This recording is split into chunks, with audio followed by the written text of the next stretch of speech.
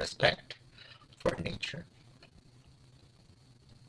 We talk about the new normal, but when we go out of in the Philippines, you have now the community quarantine. And somebody has said that it is already going to be the normal, and that still not is that the normal. We're still under quarantine, meaning to say the normal can be in the context of epidemic management. And so what's normal, the new normal under epidemic management, should pay attention to aspects of health, testing, self-distancing, and other measures, besides economic measures, and also the question of overall community management and community health management. But it also means something else. The current new normal that you're talking about in the Philippines means that transportation will still be limited, which means to say the economy cannot be the full new normal, and also that other aspects of the ancillary economy, such as tourism or travel and others, will also still to be managed or decided on in the Philippines or in the world for that matter. So when we talk about new normal in the medium term, would be projecting what would be the new normal in the context of 2021. So in 2021, in the context of the virus, and probably there can be another virus for that matter, then we have to operate in a new normal in 2021. In 2020, we're still under epidemic management or pandemic management. And this now should brings us to understand what is, what capital.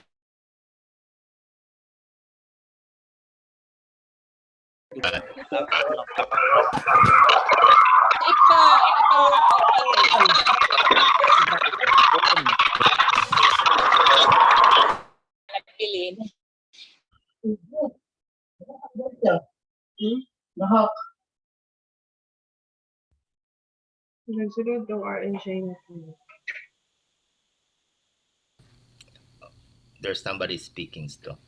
But anyway, thank you. And therefore, I would like to go to the first aspect of the conversation. The first part I will discuss is, before we talk about the new normal, what was the situation now in the country or in the world before the outbreak in January, February, and after that, how this then translates to what is the perspectives and what would then are the possibilities for us in the future. In the first place, before the onset of the pandemic, we already have a world which was already reeling from crisis. From the subprime crisis in 2009, the world has not really recovered from that depressionary situation. You've had countries falling into recession and back again and so on, but there has never been a real recovery. What so-called recovery that you have would be 1% or 2% growth. And many countries come in and out of recession since 2009. And that's why certain regions in the world, such as Latin America, know that they have always been in recession for more than 10 years since then. What is different for us is that East Asia uh, is gives us the hope for an advance because China has also was affected by the collapse, but it did not go into recession.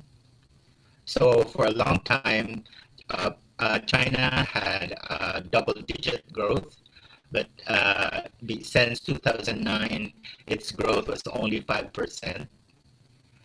And on the other hand, the Philippines, which became the darling of the investors, along with Vietnam, was having growth of more than 5%. And so we think that there's no crisis because for the Philippines, we've always had only 2% growth. So you have a boom, supposedly a boom in the Philippines, which is not really, which is not real, because the Philippines in the sea of crisis were countries which attracted visitors because we had certain aspects of our economy, such as the call business, the call centers.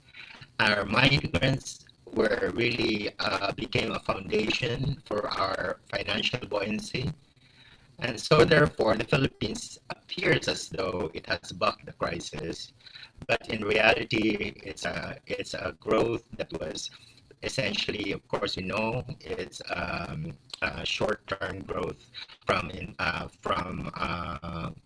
from speculative sectors, and not really yet the major industrial growth. So in the world today, the the global situation is such that the world is still essentially is faces an economy that's flat. You'll find that countries are higher in terms of growth, and it's actually Asia, East Asia, that carried the growth of the world for the past 10 years. But the rest of the world was really down.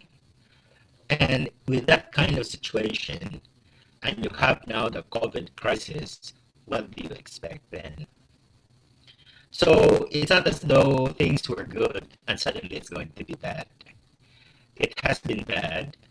In the case of the Philippines, well, it is, how do you call this?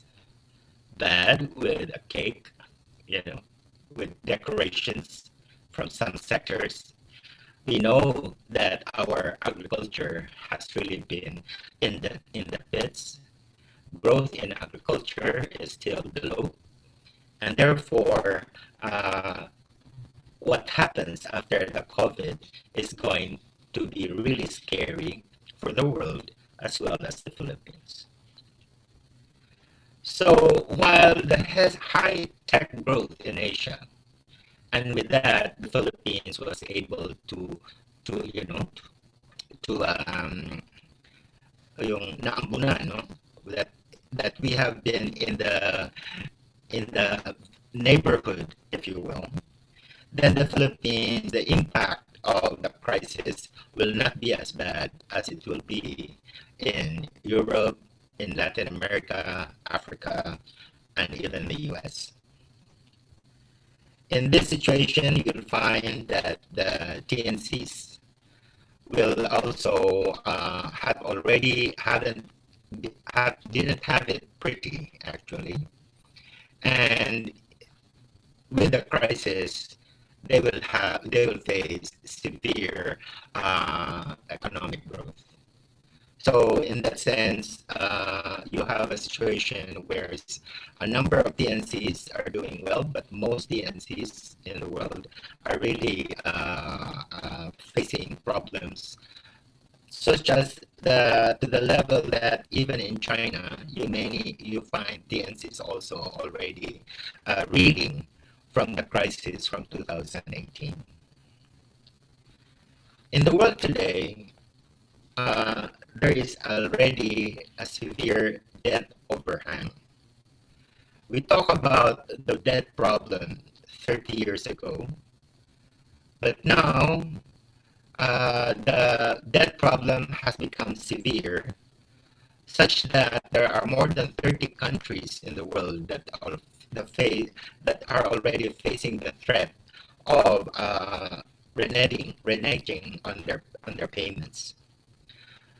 Other countries like the Philippines appear as though we don't have a debt problem.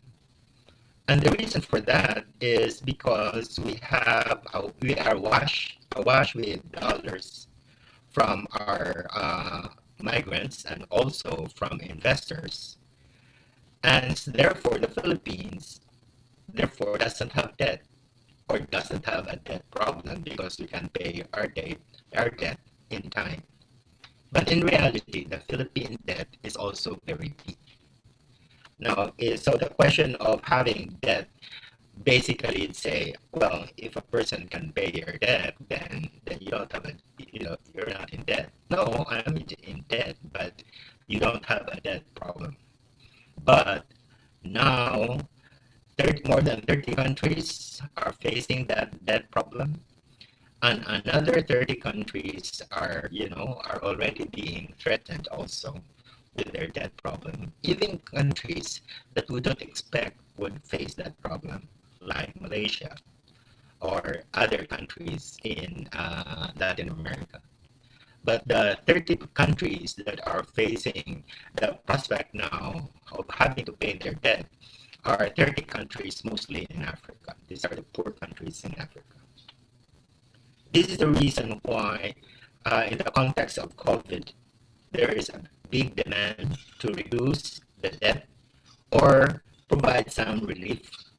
And activists also, of course, say, well, it's not the relief that's sufficient. It should be actually debt cancellation. And indeed, the IMF and the G20 announced recently the G20 summit in the relief of some of the debt. But that is not enough. In the context of the crisis, then something has to be done. On the other hand, Duterte has announced that he's borrowing more money. And so, anyway. Another context that we should pay attention is in the geopolitics in the world today. We know that we have a multipolar situation. The US is in a post-prime situation, meaning to say it's no longer the hegemon. It is past in the time of its primacy, and therefore it faces severe competition from other imperialist powers like China, Russia, and others.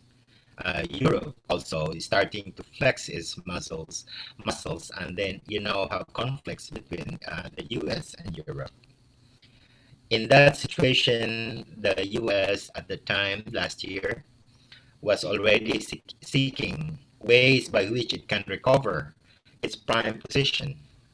Obviously, it cannot seek its prime position in economy, but it launched a trade war so that it can at least equalize or reduce the threat to its economy. All of this now are going to be threatened by the virus. So the situation goes from dim to even dimmer. You have a situation of number one, recession that's going to be worse than the recession of 2009, and probably even more severe in the aspects that happened in the depression of 1930. Second, you have the problem of sovereign debt. Countries and corporations are now deep mired in debt. If in 2018 you have big corporations of China already facing debt crash, in times of not just the stock market, but actually really defaulting on their loans. You now face a problem with a massive defaulting of debts by big corporations. And but what about the small corporations? It's going to be worse. Which means to say, if you look at the economy, there has to be therefore a massive bailout, not only of the small one, but even on the big one, and in the end, for the people. The third, of course, is the question of the political impact of the virus, the question of instability, the problem of insurgency, the problem of political conflict among countries and also internal to countries is happening all over the world as a result of the virus.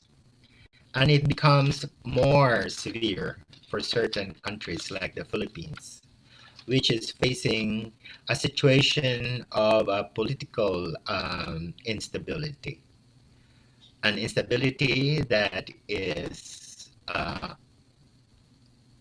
how do you call this? It is camouflage by militaristic totalitarianism, but in reality, the Philippines face instability. The country faces a tinderbox. On the other hand, you have a country that faces severe challenge to itself and its health systems because of the crisis of the due to the virus, uh, a system that is in the Philippines where you don't have a public as a robust health public service system. It is being privatized under neoliberalism, and as a result, therefore, the Philippines cannot face as much as the requirements of public health due to the virus. The virus is not simply about treating those who are sick.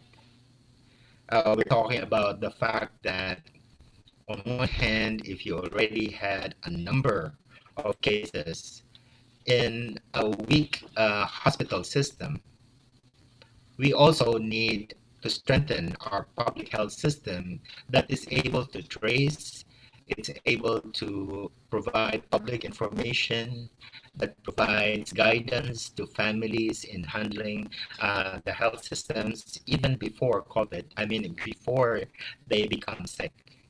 And all of these are part of a health system that is managed by the communities and the local governments. There's also the question of an impact that can be explored by sociologists and psychologists. The question of the fact that society now changes into an online system that is essentially dependent on a new energy network. We don't think about it, but we also use a lot of energy when you have your cell phones, you have your laptops, and it also produces a lot of toxic waste.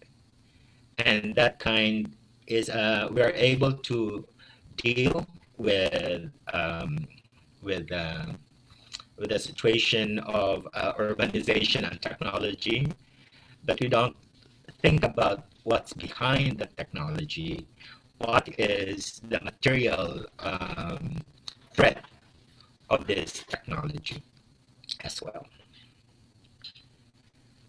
For countries like the Philippines that have a semi-colonial, semi-feudal base, the question of the virus and the crisis will be very threatening because then their fundamental financial and economic base strength will be challenged by the virus and the global crisis.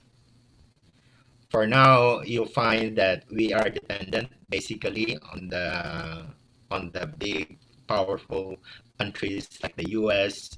or China. But you'll find also that these countries also depend on the big TNCs, and these also um, can is already showing its strain of the lack of protective um, equipment, uh, the lack of other of drugs and also vaccines and testing. In the end, we have to look also at the balance of world power. So on one hand, you'll find that in the context of the crisis, the looming crisis, the U.S. now appears really to have lost even more of its prime position. You'll find that uh, Western European powers have started to being able to control their situation and stand up to the U.S. And then on the other hand, you'll find that Japan and China have been able to weather the crisis thus far, which means that the chances of an even strengthening of East Asia versus the Atlantic powers can also shift the balance in the geopolitics and economy of of the imperialist, the monopoly capitalist system in the world today. What will what it shall shape are two things. One, that um, there can be more efforts by the U.S. to try to recover its power, its strength, and the only way to do that is to depend on its military might. And therefore, the U.S. It's not just Trump are pick as Trump's picks up fights against Venezuela, against North Korea and others. Even in the time of COVID, you'll find that Trump will become even more bellicose. Let's assume that Biden will win the election in November. The question still remains that Biden will have to face the severe uh, requirement of recovering the U.S. in the context of the geopolitical laws and economic laws under the situation of the virus. Meaning to say that the U.S. will try to assert itself even more, and you now find Western Europe appearing even more independent of the U.S. Whereas before, you have the situation of the two powers, two superpower, Soviet Union and the U.S. Then after that, the collapse of the Soviet Union, and now in the multipolar world, you find that the U.S. is one power, um, the European Union is one power, UK stands separate of that. China is another power. Japan is no longer a strong power. It is dependent on the US. But Russia is another power. Meaning to say then, the situation of the world is also shifting. We used to talk about the BRICS, but it's no longer the BRICS. You find that India is acting uh, more independent, balancing itself with the US, closer to the US. And at the same time, you'll find that you don't really have a Russian-China alliance.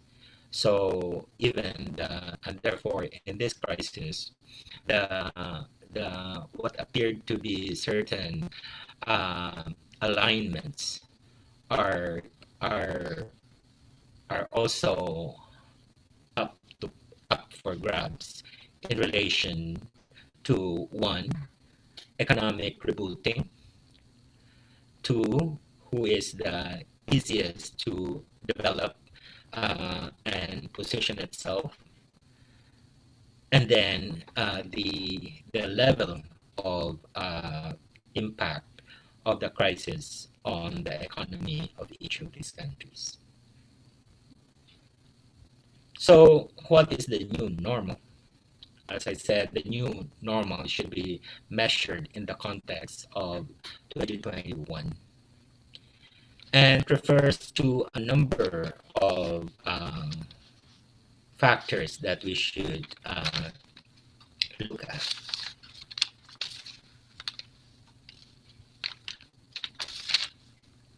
One, um, how do we start off in rebooting the economy? And to do that, we should not simply open everything. There has to be a phased system by rebooting based on what is the most fundamental to the economy and what others are less fundamental to production and to the needs of the people. So the globalized sectors of the economy would then have to wait for that. And it depends on how governments will decide. For example, tourism uh, would have to be, put on the back bench. Considering though that in the Philippines, tourism is very, prized to our government. But in reality, tourism will have to take a slow uh, position. But on the other hand, you also have to look at to pay. You have to pay attention to the value chains, which means to say the fact that a lot of our industries are actually connect in a globalized sectors. Then there is a time for our government to pay attention to providing investment and other services for a domestic economy that is more self-reliant rather than depending on the global economy to be part as producers in a chain, in a value chain. The third question relates now to how to rebuild public health. And there has to be an important shift in the handling of our health professionals and other workers, but also the whole public health center system, which has been mangled by the World Bank. Privatization was actually funded and promoted by the World Bank in the Philippines, so much so that even health clinics were promoted in the context of so-called birthing clinics funded by USA and the World Bank. Another question is social protection. And many countries have had big fights on the issues of social protection. Remember the yellow vests of France is a big fight and continues to today on the context of social protection. One, the question of reduction of retirement years, sorry, retirement of retirement pensions, or increasing of lengthening the working the retirable date year and so on. The other issue is the question of basic income. Basic income refers to the fact that in Europe, for example, and some imperialist countries, people receive a welfare check, meaning to say every person is given something like uh, 60, 600 euros a month or 800 euros a month as a basic income, which means to say, as long as you're not working, you are you receive welfare. This concept of a basic income has been promoted by other institutions now, including the World Bank, that poor countries, and the Philippines is not a poor country, the Philippines should provide basic income, meaning to say any family, every family, or any person who is of age should receive a basic income subject to certain, I don't know, certain uh, regulations. And they are implementing this under the World Bank program. But the question is, the the amount that is given for anti-poverty is not sufficient to become a basic income. So a basic income means that any family should receive that amount, and then if the family now finds a job, then they shift to another um, what do you call it? Another category. What we talk about now is how people should be bailed out, and the people should be bailed out through a guaranteed basic income that should equivalent to your mandatory minimum wage. Of course, there's a difference between living wage, and therefore, in the case of the Philippines, wages should be for people who have employment. The minimum wage, the real minimum wage, should be living wage, whereas the current minimum wage is your basic income. That now should justify corporations to give them a bailouts. What's very interesting is that some corporations or some governments are already uh, putting stipulations on bailouts. So you don't just bail out a corporation because they are, there's a crisis because of the COVID and so on, but they should be bailed out under reasonable terms. One, on the question of their corporate behavior. Second, of their corporate services to consumers. Three, on in relation to their policies or lack of in relation to environmental protection and so on. So that is something that should be, whereas in the case of the people, you have to give them the basic income, which is not subject to regulation, which is to say it's across the board. In the case of corporations, it should be subject to the question of the environment, the social impact, and the financial impact. Another area, of course, is the question now of the in under the new normal. How should we then address the question of political instability, the question of the political conflicts in the world today, and will the world learn from the crisis to learn to live better? It's very interesting that the UN Secretary General was addressing this issue, and also the WHO director, who was also talking about the fact that the virus is being politicized. The question is, in the world today, number one, as the UN Human Rights Commissioner speaks, there is a need to respect human rights. Number two, look at the people's welfare. And on the other hand, that the crisis should not be the virus should not be politicized. But we know that that's something that will not really be listened to by our leaders.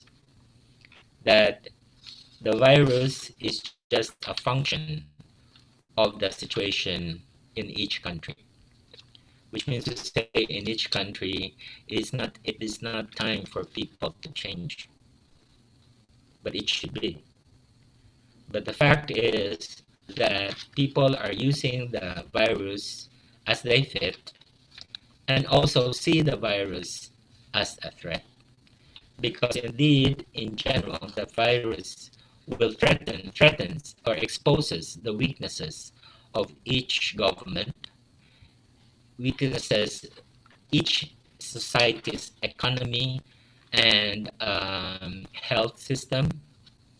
And as the virus results in a crisis, then it also threatens the peace and stability in different countries, and therefore it can create it can unbreak countries, and can also lead to conflicts. Overall, this uncertainty and instability in the world today will happen because the virus has added already to a global crisis. The question is, how do we address that kind of situation as people?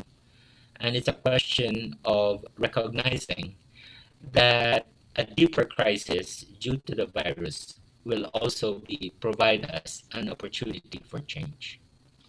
There are many aspects that we should look at. One, the question of building our democracies.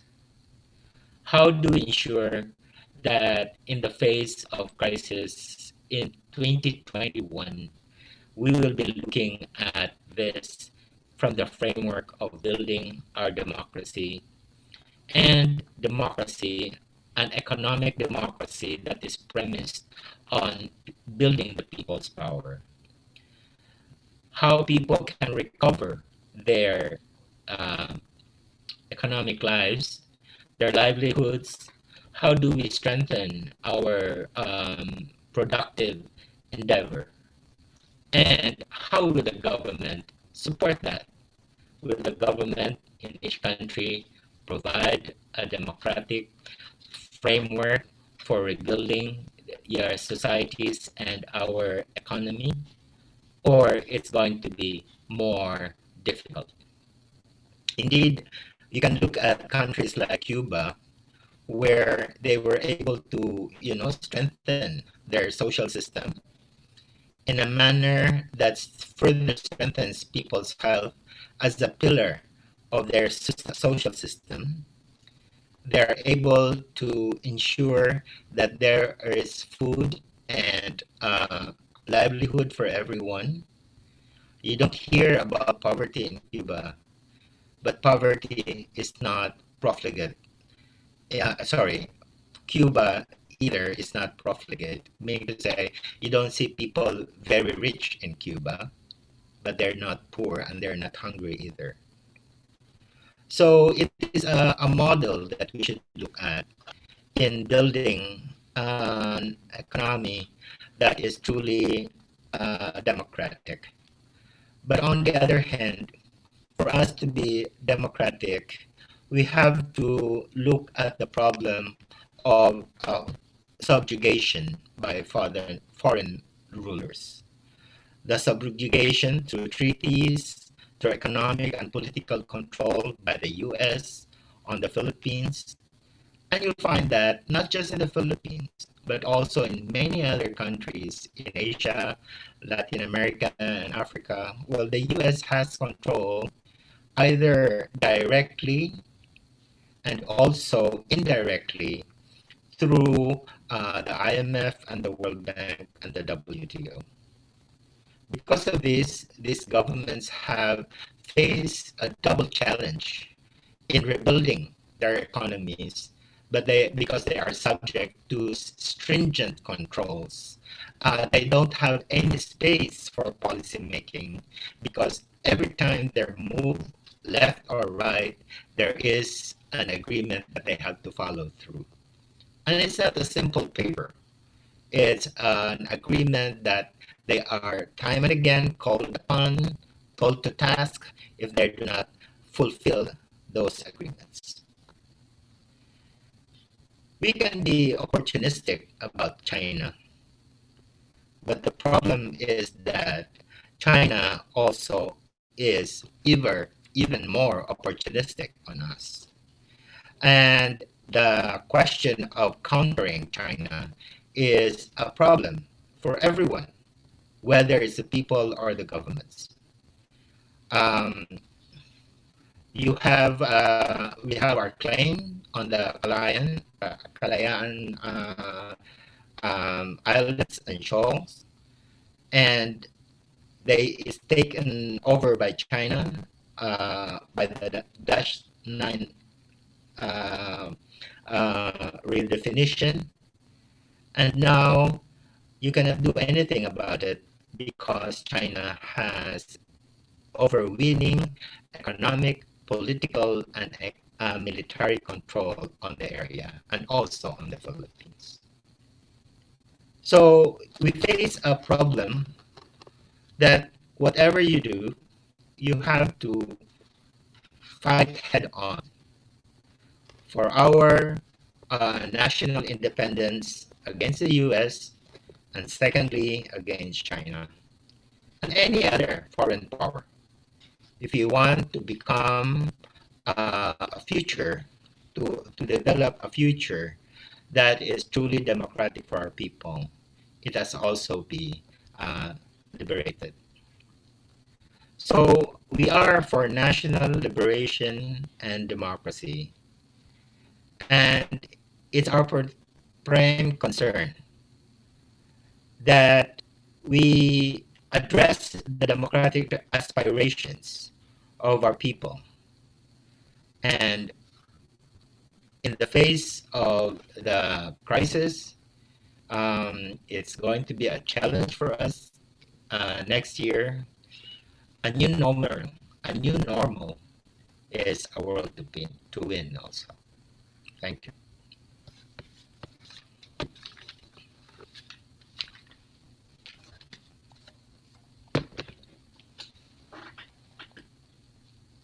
Thank you very much, Sir Tuhan, for giving us insightful analysis as to what is actually going on right now in the international community and how various governments are actually responding to the threats of this COVID-19 pandemic, and more so how people's movements should actually respond to this. We will be entertaining questions later on. If you have questions for our resource person, please do type them in our chat box, or send us a message. Uh, right now, we'll be calling on. Uh, this is somebody whom I refer to as a living national artist. He's a retired professor from the Ateneo de Davao University. He's also writing for Davao Today, and he's a three-time Carlos Palanca awardee. He'll be reading to us one of his uh, poems. Isang balak. Let's hear it from Professor Don Pagusara. Sir Don?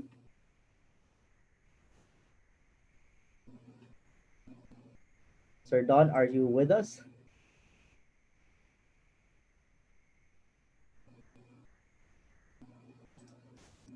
Yes. Sir Don is, I see Sir Don is here. Uh, Sir Don, are you with us? We're not hearing your audio, sir.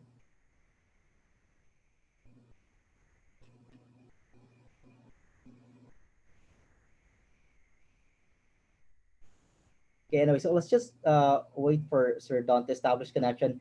In the meantime, we're already receiving some questions. We're just collating some of the questions so that we can pass this on later on.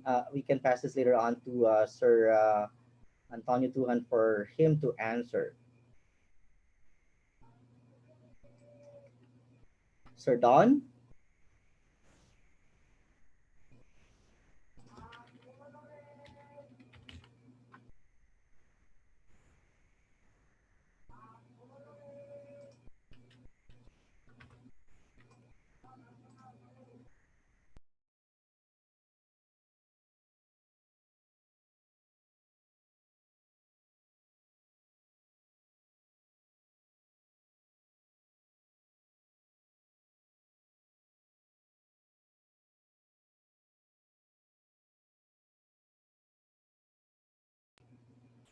Hi, Sir Don. Can you Hi, Sir hear me, Don. sir? Can you hear me, sir? Yes, I can. Okay. So once again, Okay. please So once again, please let's welcome Sir let's Don welcome Pagusara, Sir Don who will Pagusara, render to us who his will poem. Yes, render sir. to us his poem. Yes, sir. Can you hear me now? No? Yes, sir. We can hear you. Please Yes, go sir, we on. can hear you. Please go on. You can hear me? Yes, sir. Yes, No? sir. Loud and Yes, clear. sir. Loud and clear. Oh, very good. So, bakit tayo nag-English palagi dito? Pwede bang Bisaya? Pwede naman, sir. But we have participants from Australia, from the US, Singapore, and Canada, of course. Okay. Pero makasabot ra siguro ang uban. Makasabot na siguro ang uban. I will just read a poem here, no? Which is actually a song written originally in Cebuano. This is a song and then I translate it into English. Hindi ko na makakanta ito sa English. So I will just read the English version like it is a poem, okay? Okay, sir. All right. So the title in Cebuano is Salingsing sa Kahupayan, but in English it is Nature's Sigh of Relief. So here it is. On hill mounds and mountain peaks, tree leaves dance in emerald green, newly awake from their nightmares. Dew pearls clinging to their softness on this early ritual of a new morning. On cheeks of hills and brows of cliffs, pristine waters from wellsprings freely flow, laughtering in their gay journey to the lowlands. The grass blades wake unto the lilting sounds of springtime. Mother Nature is set free from the lustful snares of a treacherous romance. She now feeds a sweet comfort and glorious relief from harm. Ha he he ho hi, ha he he ha ho hi, ha he he ha ho hi. Whilst in the high realms up above, the skies display their sunshine blue, matching the festive splendor of seas that breathe the scent of the breeze, sighing, singing nature's sweet relief. Ang tulihaw rhapsodizes his balitaw. Gangis trumpets his crescendo hisses, while the mangloys, chirping their taghoys, join the monkeys in this harmonic celebration of nature's forest world. From the highlands to the seashores, lovely flowers are opening their petals. Fresh and fragrant winds start visiting untouched nooks and spaces of the earth. The world is relieved from pollutions felt. Is it the magic wand of poetic justice or a miracle from the heavens sent? that man's plunder of the environment is dealt with vengeful wrath by a disease, bestows to Mother Earth a blessing in disguise. Change your ways, human creature. Shun the devil's exploitative reason. Let us embrace Mother Nature's logic and join her in her freshly won relief. Would you like me to read the Cebuano? I Yes, think please, it's sir. more okay. Sa lingsing sa kahupayan, sa mga bungdo sa kabunturan, nanoy hakaw mga dahong lunaw, na nalingsing ang mga kakahuyan, mga yamog daw perlas na ngabyon sa ilang kalumo ning kabuntagon. Sa mga aping sa mga puntod, na nagayday mga tubig dalisay, nanidlit gikan sa mga tuburan, naghagakhak ngadto sa kapatagan, namukaw sa berdeng kasagutan. Kasing-kasing sa kinaiyahan, nalingkawas sa mga kamot, sa gugmang mapahimuslon. Naghimaya sa kaupayan o kahilwas sa balatian. Huhahi hahuhahay, huhahi hahuhahay, huhahi hahuhahay. Mipasunding ang kangitan sa ilang masanagong kabughaw. Tugbang sa kadagatang nagsayaw, naghanggap sa huyuhuing nangalimyon sa bagong kahupayang naangkon. Giawit niya tulihaw yang balitaw, langis-ngis ni gangis yang gipasibaw. Nanaghoy marusab ang mga mangloy, ug nagambahan ang mga unggoy, gihuni ang kinabuhing lasangnon. Sa kapatagan o kabaybayunan, namukhad sa katahom mga bulak, labas ang mga hanging mihaplos sa mga luna og lusok og suok sa kalikupan. Nalusaw ang polusyon sa buhilaman. Sa lamang kabas balaknong hustisya, umilagro sa langit ang hinungdan na ang pang-abuso sa tao sa kalikupan gibaslag makalilisang balatian na karon nakahupay sa inahang kinayahan.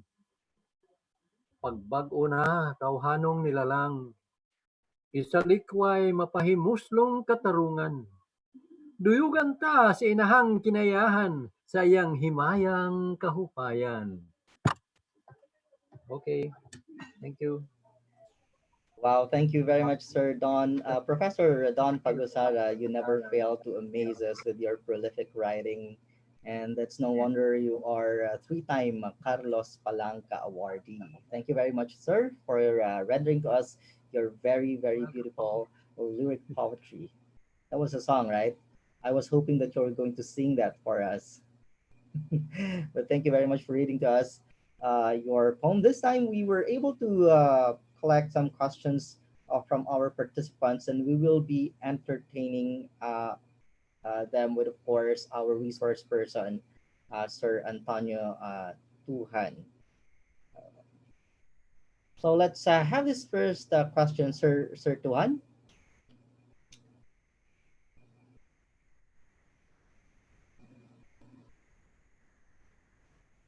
Okay.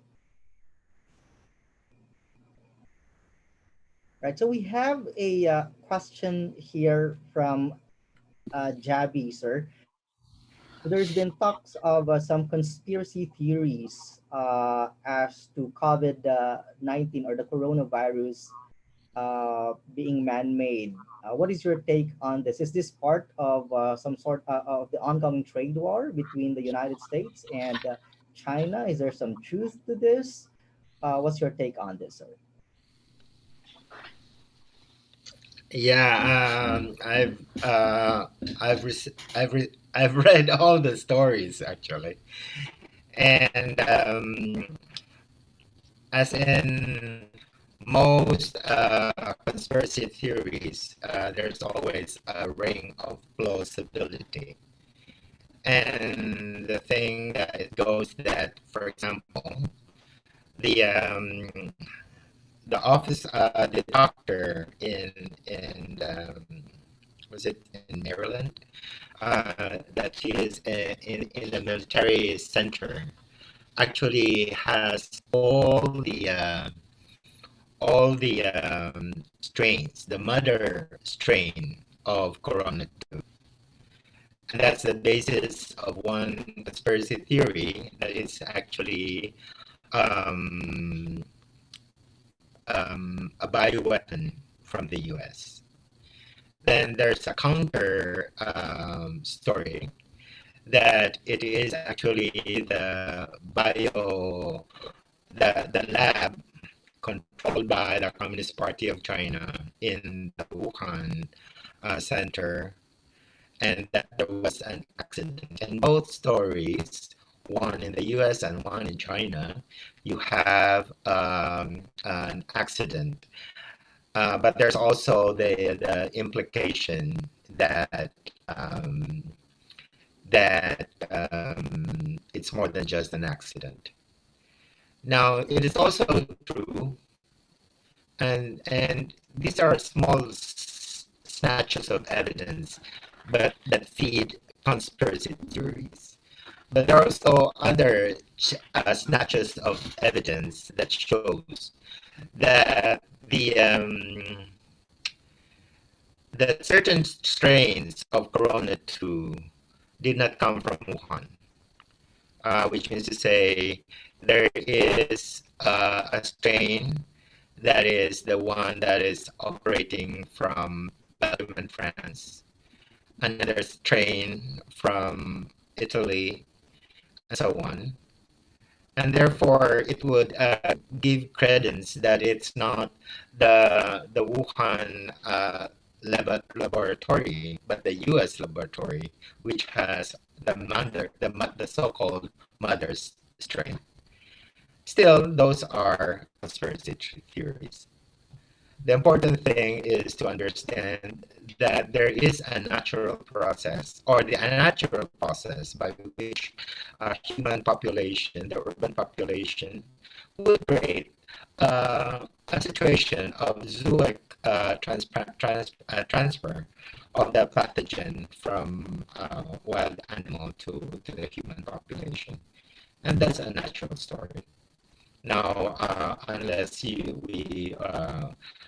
other the data that has been presented so far are at best circumstantial and should not be the basis for analysis. All right, thank you very much, sir. But right now, with all the goings on in the world today, coming from Dr. Jean Lindo, do you see a Cold War scenario reminiscent of the Cold War or nuclear conflict between the U.S. and the former USSR? And is the Philippines once again being made to become an economic battleground between these powerful states, sir? It is too early to say that there is a Cold War situation. The fact is that certain political alignments, such as the neoconservatives of the U.S., would want a Cold War to appear because their premise is to escalate their policies of war.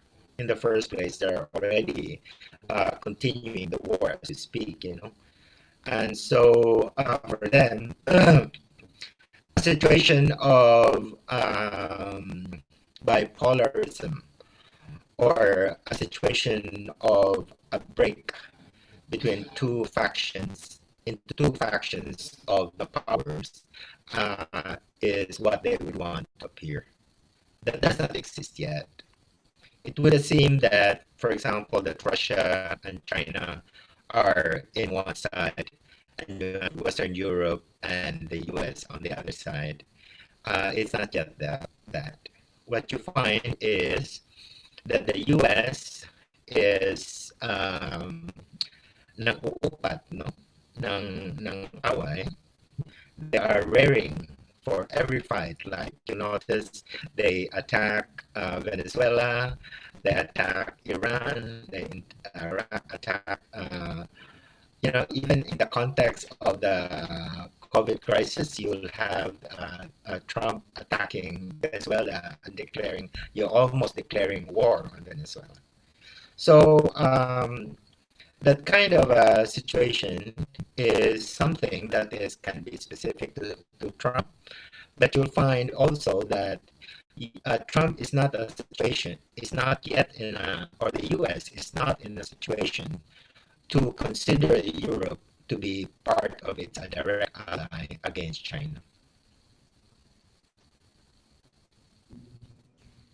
All right, sir. So, in the in succeeding topics, we'll actually be talking about more on on the medical side of the issue here. But let us just entertain this one question from Ms. Malutianko. Sir, is the absence of vaccine a way of making people to get used to being controlled? And is this pandemic a rehearsal to a creeping one world government? What's your take on this, sir? Um, remember when you had HIV and people thought there won't be a vaccine against HIV? It took several, years and years, and now there are now uh, number one, they already have medicine for HIV, and they are now close to. If I'm not mistaken, they already have developing the vaccine for HIV. Meaning to say, I have faith in science that indeed you'll find a vaccine for Corona too. It's only a question of time.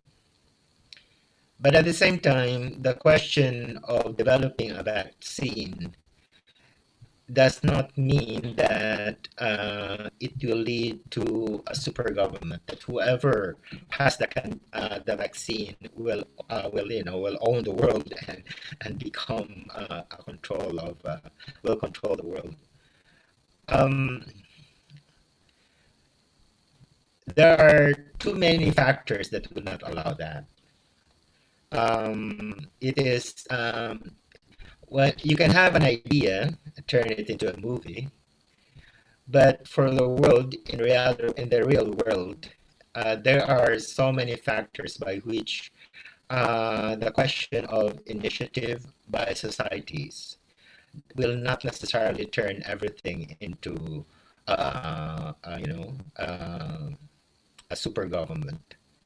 To do that, you'd have to diminish or uh, kill off many governments off before you can have that.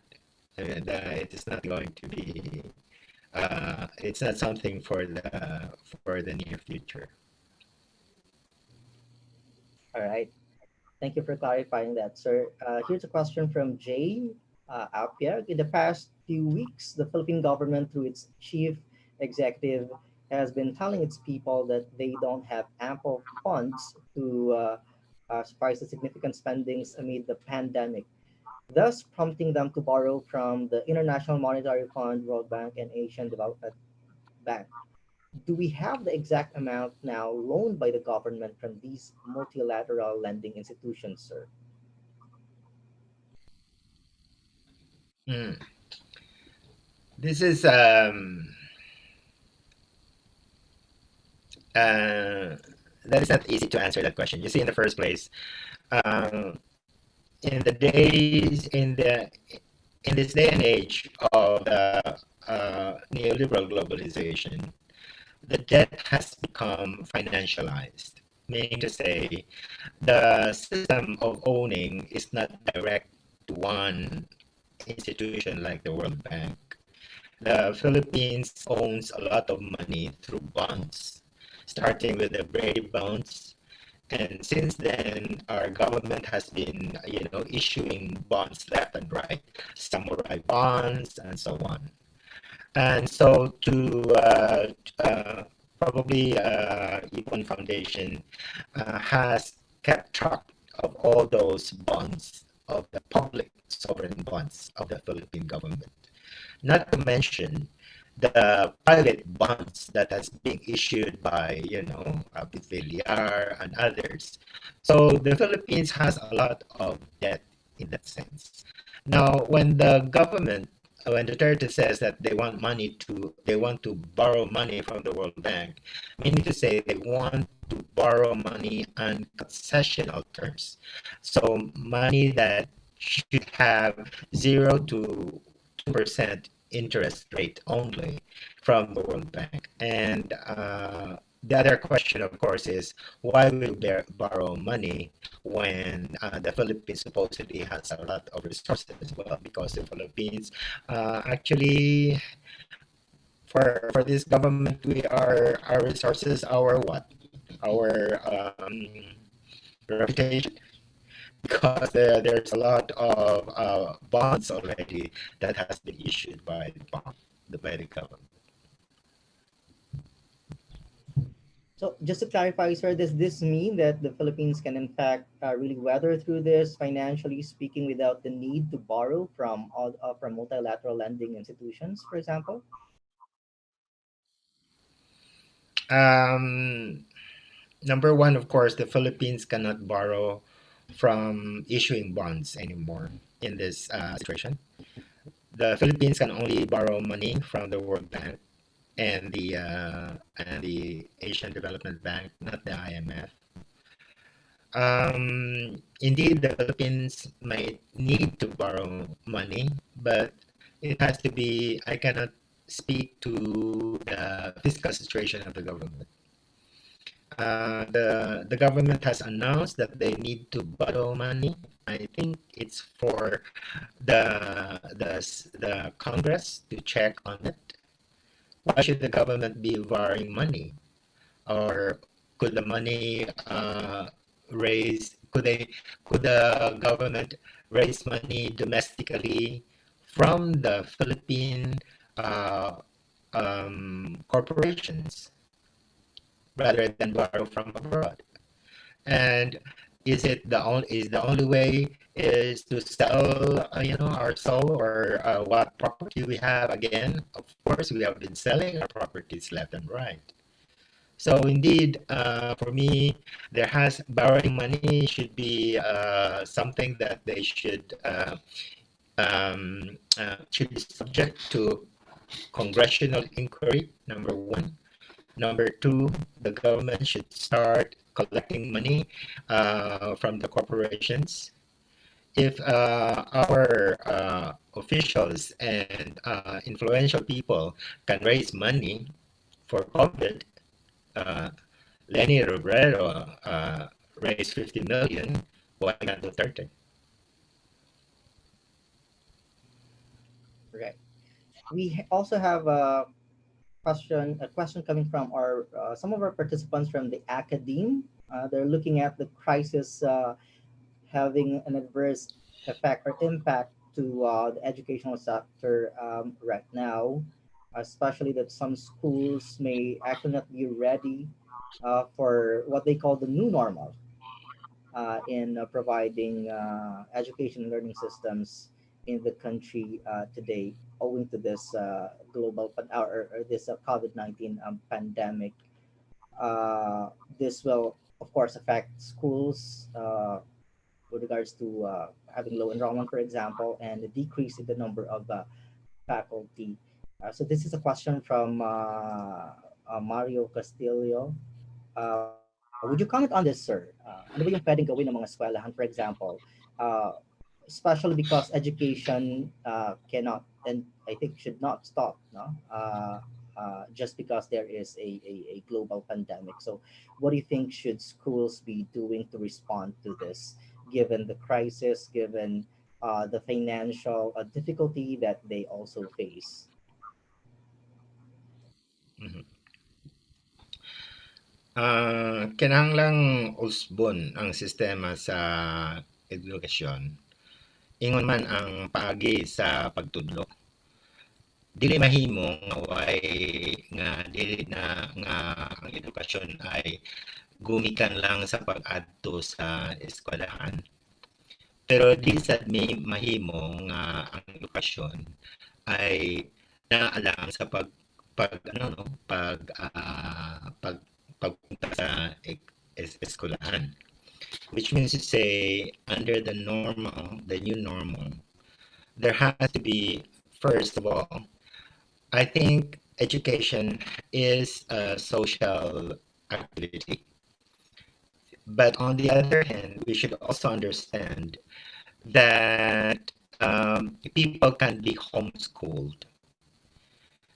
And also, there can be a system of decentralized education. So the educational system has to readjust under the new normal. Meaning, number one, there should be a percentage of education that is premised on homeschooling, where there has also be a system of um, different kinds of activities for primary, secondary, and tertiary education. And you will still need collective discussions in all levels, which means to say there can be homeschooling for basic education, but there can also be barangay level system by which discussions are conducted for half a day in a week or twice in a week, where and the idea is simply to reduce the threat of transfer of virus. So that way, education will continue. It has to continue, but it has to be a system by which you are more selective in your group discussions in the classroom versus homeschooling.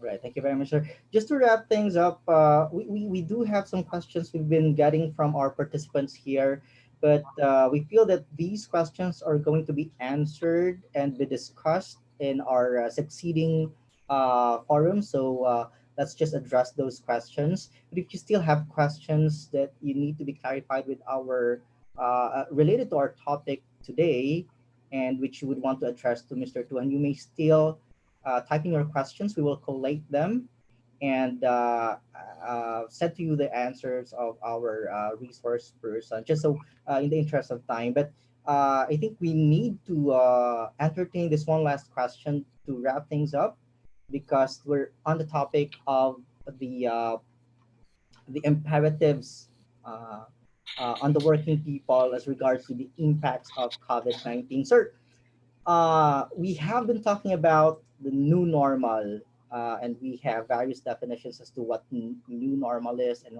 how it should actually be dealt with.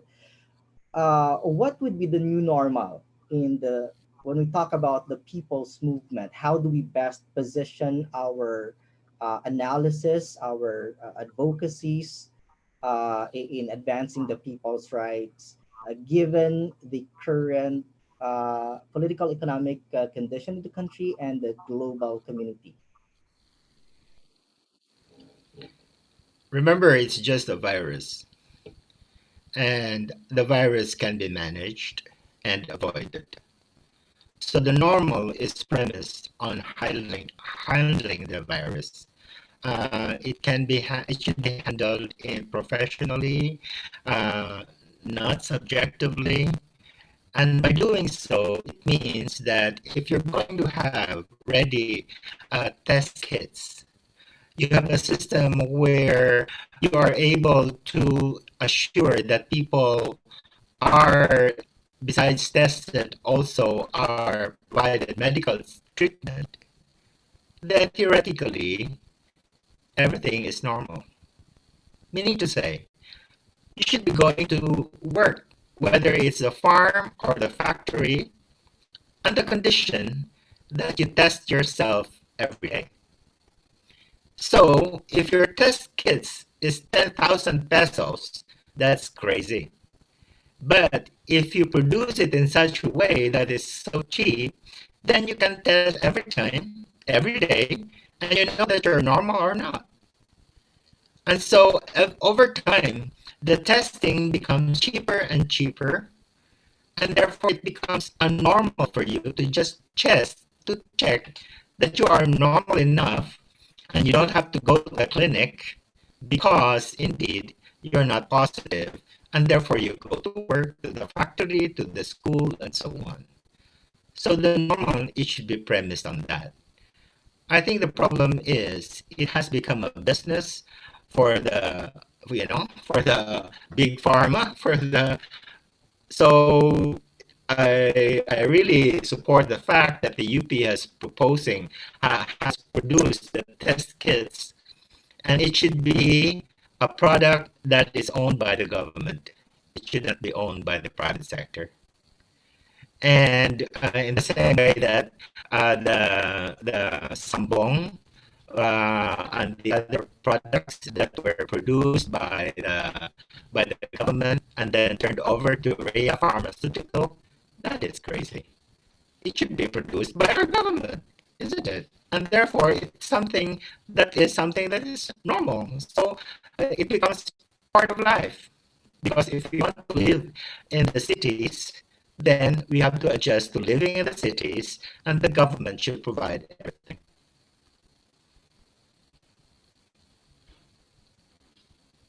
Yes, sir. So, as activists in our various organizations, sir, how do we? What's your take on how we deal with this relatively new situation that we're currently in terms of course, organizing? Because we have seen like yesterday, more than 70 activists have actually been arrested. So how do we deal Mm, with that new norm? This because these are all part of the yeah, new norm, right? In terms of advancing people's rights and people's struggles.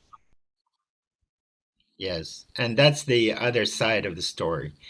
That should be, that's the normative side. But the real normative side is you have to fight for that kind of future.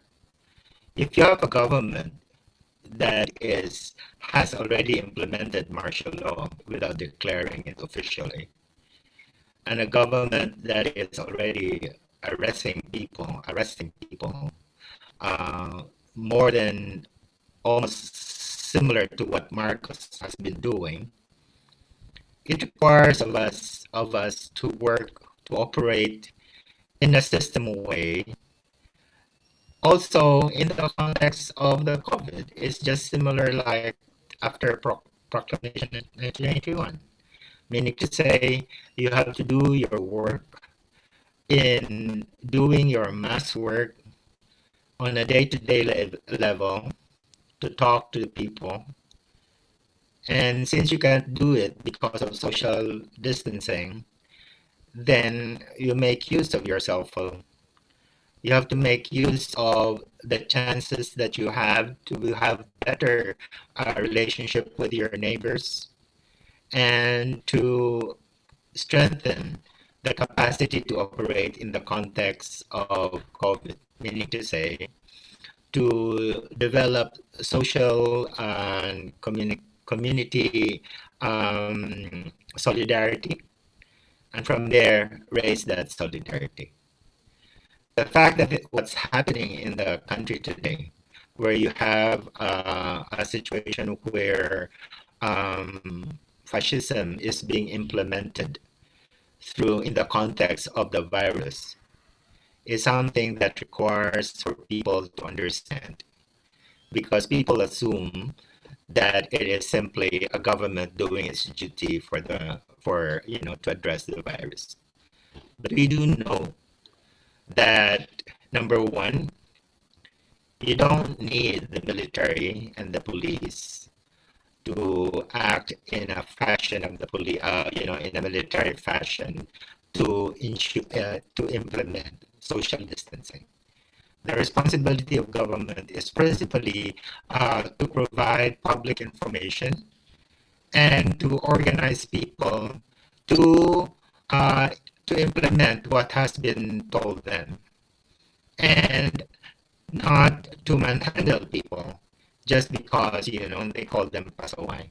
The attitude, the term pasaway, is something that should not be in the lexicon of government, because it's the responsibility of government to understand the rights and the situation of each Filipino. And therefore, it's our responsibility to be caring, to provide social solidarity. Activists should be providing that solidarity even more than the government officials. And by doing so, then people see the reality of the Duterte government and be able to arouse and mobilize them for themselves and for everyone. And as they see that we are able to help them, then they can then uh, um, um, also join a movement of people to change the system. Um, the the use of social media is in a sense, how do you call this, is unutilized because we have been so used to Facebook, and we thought that we have been criticizing social media because we're using social media as a lazy way of organizing, and you'll never organize them that way. But it's not social media that is fault. What is at fault? What is at fault is the assumption that you have social media as a medium to, or to, just to do your work in a lazy way. Because you can also use social media on one-on-one organizing, isn't it? You do that for your family. You can do that too for the people in a target community, which means to say you don't use social media na pawalis. You can use social media such as in this webinar, which is pawalis, but that's not the only way by which you use social media. And so it's still the intention to do solid organizing, but you do it in a planned way, which means to say, what is my area of responsibility? Who are the people I should be talking to? And of course, everything is social media, and it's going to be very difficult unless everyone has Android, and not everyone has. And so, what are the ways by which you do that? So indeed, we have our opportunities and our difficulties. In the same way that you find that the government also has its difficulties and opportunities. So the virus creates a situation of difficulty for for all of us. But actually, the virus also creates an opportunity for all of us because it's easier. It's like everyone that you're almost not doing anything at home, then it's time to read. Yeah. Number two, if it's time to read and I want to have a better discussion, how do I do that? You know, Probably you can do that for social media, but there are also ways by you can also be have ways to have small reading sessions and so on. So these are times by which you adjust your work, but essentially you're still able to do your work actually.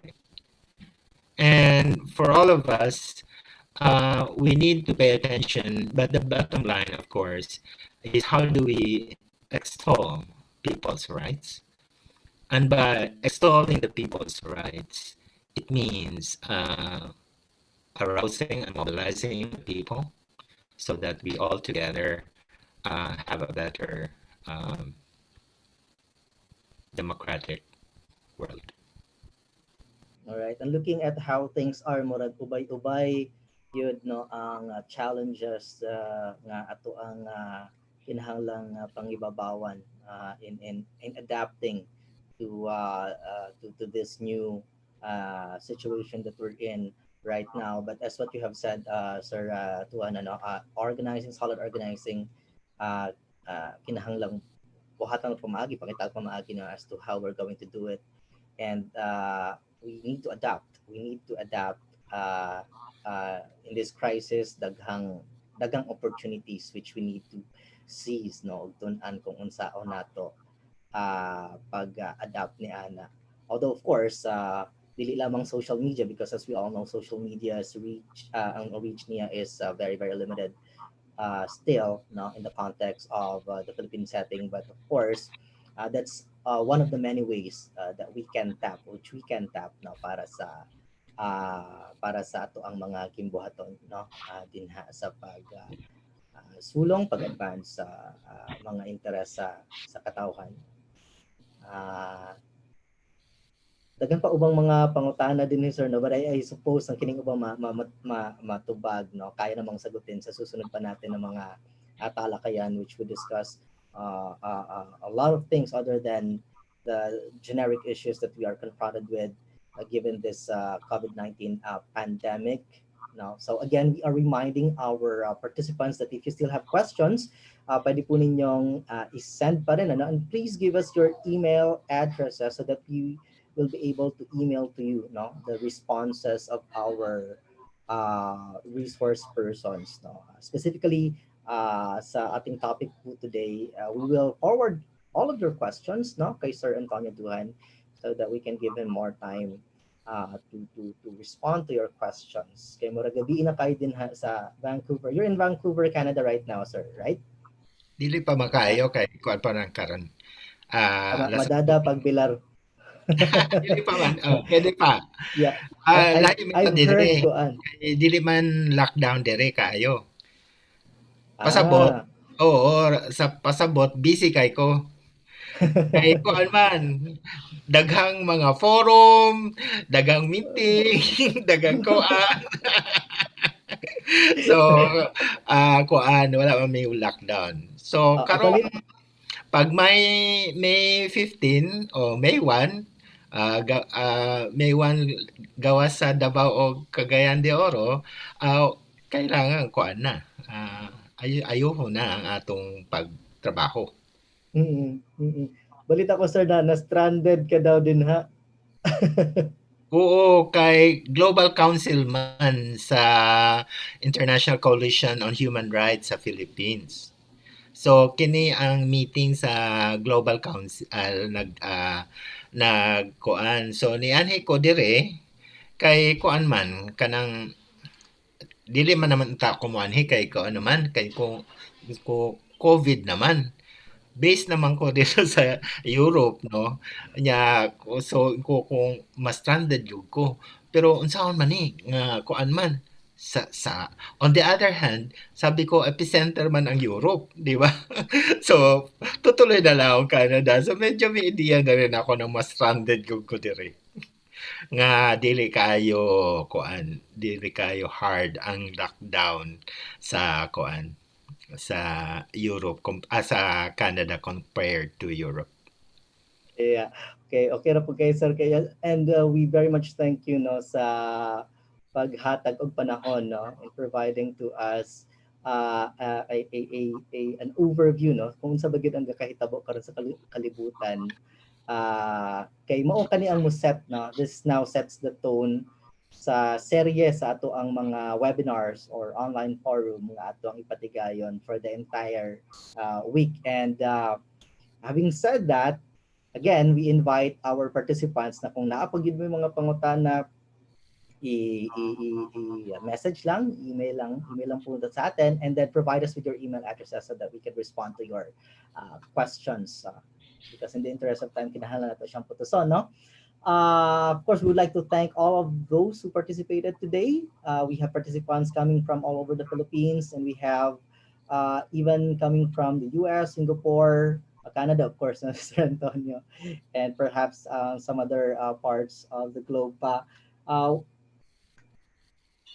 Pahibalo lang nato sa tanan, sabi ko nga kanina, no, una pa lang po to, first of a four-part series po ng ating forum Our second forum po will be on May 5, 2:30 p.m. to 5:30 p.m. Philippine Standard Time. There will be two topics po. Our first topic will be about pandemics, the environment, and climate change, with, of course, our frontliner, Dr. Jean, no? Lindo of Brockingshire Hospital. And our second topic, we will talk about Cuba's health system and governance. We hope to have with us the Cuban ambassador to Malaysia, which also covers the Philippines. So far naman po, positive naman po yung response niya. So hopefully, makasama natin siya sa ating second forum. That's, again, going to be on May 5, 2:30 p.m. Right? So, siguro ano na lang sir, Tuhan, no, your final message for all of our participants before we end this forum, sir. Dako kaya akong kalipay sa kuan no, malampuson ang atong pagselebrar sa Mayo 1, no. Kay important sa ato nga ang ang kanunay nga mag ano no, tuloy-tuloy ang pag-asdang sa pakigdisog para sa katawhan. Ingon man ang challenges nga sa ang isa sa highlights sa actually sa COVID sa mundo ngayon ay ang nahitabo sa Pilipinas, kung saan you have a government that is using the COVID to impose a militaristic rule, an undeclared martial law, and more importantly, the fact that the people are protesting. Indeed, that you have the media, the Al Jazeera, for example, that have been showing how the poor have been fighting the impacts and the repression of the crisis, and the more importantly, how the in the context of the virus, you have forces that are repressing the people. As I said, the COVID is a situation that changes and challenges the Philippines and the whole world. We are facing greater challenges, and therefore, you will realize that many personal boundaries that we have of how we see our lives and our work and our family will change, because the the situation of the world itself is changing. And because of that, the question is not so much how your world is closing in. The more important thing is how you see your world expanding, because there's a challenge. There's a challenge for us to make it a better world.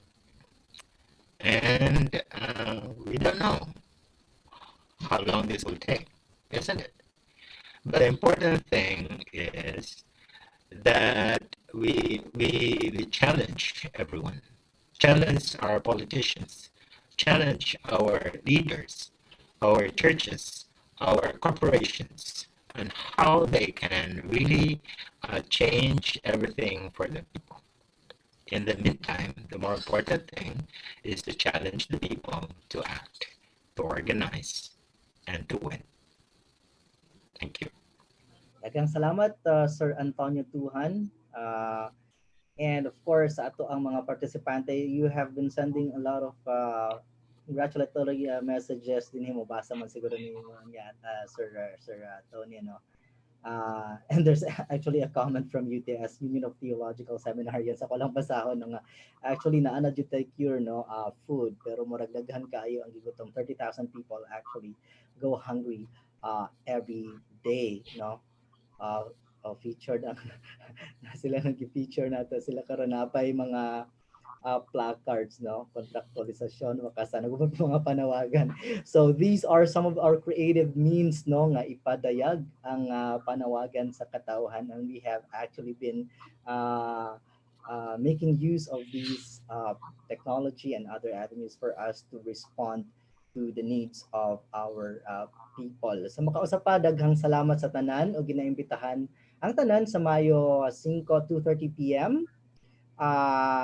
Nga magkita-kita gihapon ta online, no, para sa lain na usab nga mugna sa ato ang hugna, no, sa ato ang webinar still talking about COVID-19, no? Unsa ba kini? Is this the new normal? Is this the new world order of unsa ang ato ang pagtubag niini as not just as citizens but more so as kining mga individual or mga pundok nga asdang o nag-advance, no, sa mga katungod ug interes sa katawhan. Once again, daghang kayong salamat Sir Antonio Tuhan for this very very productive webinar. Daghang salamat sa Balsa Mindanao ug sa Summit for organizing and for hosting this online forum, no? So for more details as to unsa pa ang mga topics coming right up, no, for the entire week karon, please do visit the Facebook page of Balsa Mindanao. Daghang salamat usab sa atong mga media partners, ang radyo ni Juan has been streaming us live, no? Kasabot mi nga medyo dunay problema kagani hagamay sa ato ang audio, no? Ang uban sa connection. These are some things we have no full control over, no, kay bao na ka third world problems din sa ato ang nasod hinay kayong internet niya kusog kay maningil, no. So daghang salamat sa makausap pa sa tanan. Kita-kita karong Mayo 5.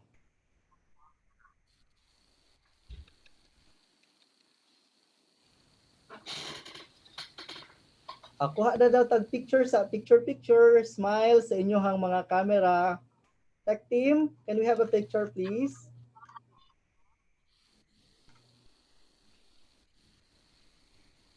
Okay, smile.